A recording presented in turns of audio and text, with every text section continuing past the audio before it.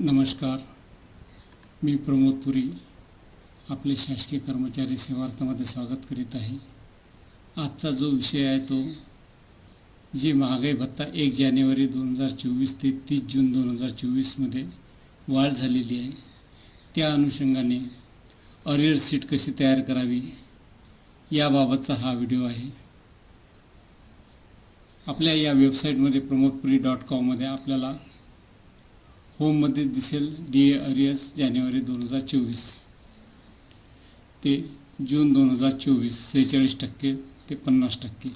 तर आता यामध्ये आपल्याला या ठिकाणी शासन निर्णय दिलेला आहे आणि या ठिकाणी DA अरियर्सची सीट दिलेली आहे. याला क्लिक केली का आपली सीट ओपन होऊन जाईल. याला क्लिक केलं की डाउनलोड्समध्ये आली, डाउनलोडमधून ओपन केली की आपली सीट येईल. याच्यामध्ये दोन आपण DCPS आणि GPF अशा दोन सीट टाकलेल्या आहे.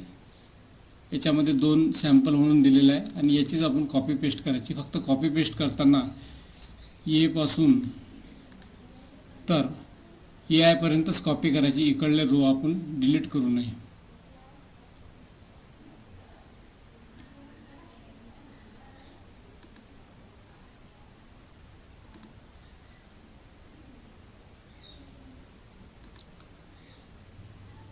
जर हे रो आपण डिलीट केले तर इथला फॉर्म्युले जे आपण दिलेले आहे ते फॉर्म्युले डिस्टर्ब होईल. आता या ठिकाणी आपण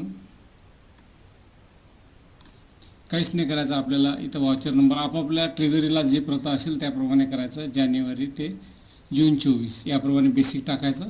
DA वगैरे सर्व या ठिकाणी येऊन जाईल. आता HRA किती आहे तर HRA आपला जो असेल तो या ठिकाणी सिलेक्ट करायचा. आता यामध्ये जो शासन निर्णय आपला जो आहे का आपल्या HRA आपल्या GR मध्ये असं म्हटलेलं आहे का 50%च्या अधिक म्हटलेला आहे शब्द. तर त्याच्यामुळे आणि सध्या सेवार्थामध्ये प्रणालीमध्ये त्यांनी HRA बद्दल काही सांगितलेलं नाही आहे किंवा ॲड केलेलं नाही आहे. तर जेव्हा सेवार्थामध्ये होईल किंवा नोटिफिकेशन येईल तर त्यानंतरच आपल्याला HRA वाढवायचा आहे. जो 9%हून 10%, 18हून 20 आणि 27हून 30 असं जे करायचं आहे. तर ते करताना या ठिकाणी आपण दोन्ही ठिकाणी हे करायचं.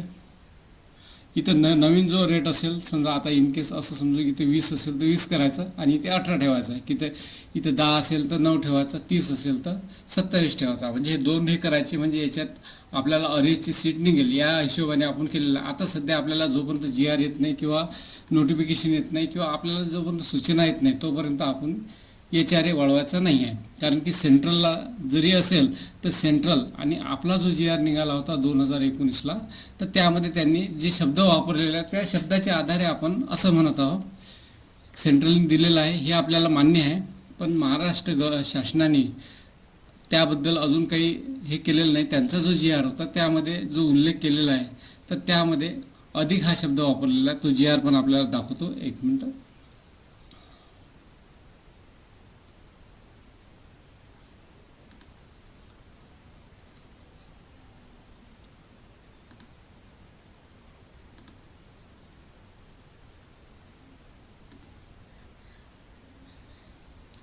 या ठिकाणी बघा, हा जो GR आहे 5 फेब्रुवारी 2019चा. तर यामध्ये काय म्हटलेलं आहे की शासन निर्णयामध्ये हे वर्गीकरण केलेलं आहे आणि जुनं जे होतं आणि नवीन कसं होतं याप्रमाणे होतं. परंतु आता इथे बघा, इथे काय म्हटलेलं आहे, आपल्याला फक्त वाक्यरचना घ्यायची आहे. बाकी याच्यामुळे आपण नाही म्हणत आहोत. महागाई भत्ता हा 25% मर्यादा ओलांडेल. आता इथं ओलांडेल म्हटलेलं आहे, म्हणजेच काय होईल 25%च्या वर म्हणजे 26%, 25.1 बरोबर आहे. आता दुसऱ्या याच्यामध्ये काय म्हटलेलं आहे, महागाई भत्त्याची रक्कम ही 50%पेक्षा अधिक होईल. म्हणजे 50%पेक्षा अधिक म्हणजे 50% म्हटलेलं आहे काय, नाही 50पेक्षा अधिक.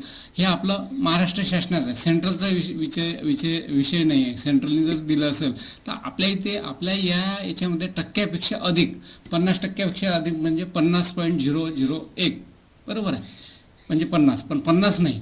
तर त्यामुळे काय होईल तर त्याच्यामुळे हे 10-20-30 सध्या नाही होत. परंतु अजून शासनाचं याच्यावर आपल्याला जे काही प्रशासनाचं याच्यावर मॉडिफिकेशन येईल तर त्यानुसार आपण हे करायचं. तोपर्यंत आपल्याला काही करायची गरज नाही. आणि जर मिळायचा असेल तर तो केव्हाही मिळेल, फक्त आपल्याला अरियर्स आहेत तो मिळेल. याच्यामुळे या वाक्यानुसार मला जे म्हणायचं आहे ते फक्त अधिक की या शब्दानुसार सध्या लागू होणार नाही. तर त्या अनुषंगाने आपण ह्या एक्सेल शीटमध्ये आपण सध्या HRAचा डिफरन्स 0 दाखवला आहे. परंतु समजा जेव्हा आपण HRAचा डिफरन्स हा जर असेल 20%, तर हे तुम्हाला बघा इथे 18% हा आहे. हां, तर उलटं झालं सांगताना इथे जुना द्यायचा आणि इथे नवीन दर द्यायचा. नवीन दर दिला म्हणजे हे तुमचं HRAचा हा डिफरन्स येईल. तर असं जर असेल तर आपल्याला हे करायचं आहे. तर आपण काय करू, इथे सध्या हेच ठेवू म्हणजे 0 होईल HRA. याप्रमाणे हा आपली एक्सेल शीट तयार होईल. याप्रमाणे आपला सर्व डाटा करायचा. तसंच DCPSबद्दल, तर DCPSला पण 30 हे आहे, इथे बेसिक टाकायचं आणि आपलं सर्व इथून अरियर्स वगैरे सर्व निघून जाईल. आपल्याला फक्त आपण DCPSची 10%ची अमाऊंट घेतलेली आहे. ही 10%ची अमाऊंट आपण DCPS डिले अरियर्समध्ये टाकून द्यायची. नंतर यामध्ये पण इथेच हे दिलेलं आहे का आपल्याला हे इथून चेंज करायचं आहे, म्हणजे आपलं हे सर्व इथून सीट तयार होऊन जाईल. आणि याची कॉपी करताना फक्त काळजी घ्यायची का बा तुम्हाला पासून तर पर्यंतच कॉपी करायची आणि खाली पेस्ट करायची, नाही तर मग इकडे कराल तर हे फॉर्म्युला डिस्टर्ब होत नाही.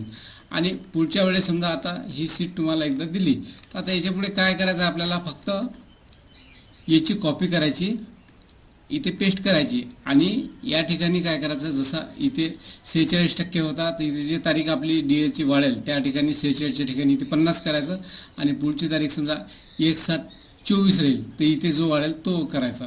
बस एवढं करायचं. हे एक्सेल शीट याच्यापुढे आपल्याजवळ तयार होऊन जाईल, म्हणजे मला मागायची गरज नाही किंवा काही नाही. या ठिकाणी याप्रमाणे जर आपण केलं तर आपलं एक्सेलमध्ये सर्व काम होऊन जाईल. आणि आपल्या वेबसाईटला हे सर्व हे डाटा दिलेला आहे. आणि जर आपल्याला काही वेबसाईटला किंवा यूट्यूबला ओपन नसेल होत तर या ठिकाणी काय करायचं, इम्पॉर्टंट डाटा सर्च करायचा.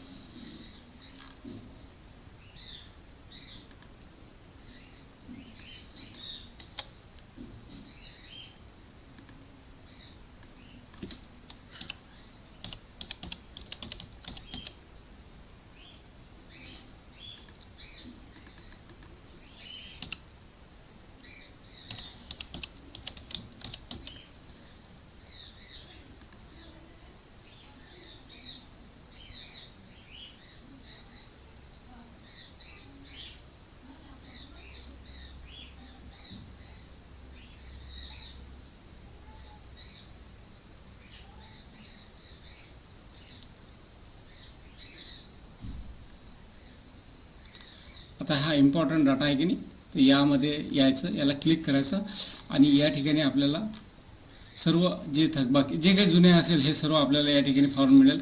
हे पाहून घ्यायचे. जर ओपन नसेल होत तर या ठिकाणून आपले ओपन होईल. तर एवढे पाहून घ्यायचे. बाकीचे बरेचसे करप्ट झालेले आहे तर हे पाहून घ्यायचं. याप्रमाणे इम्पॉर्टंट डाटा हा महत्त्वाचा आहे, याला आपण इथून पाहायचं. तर याप्रमाणे हा आजचा व्हिडिओ आपण एक्सेल शीट देऊन हा जे आपलं अरियर्स आहे हे सर्व यामध्ये दाखवलेलं आहे. याप्रमाणे आपण तयार करावे. तर हा व्हिडिओ या ठिकाणी संपवतो. नमस्कार, धन्यवाद.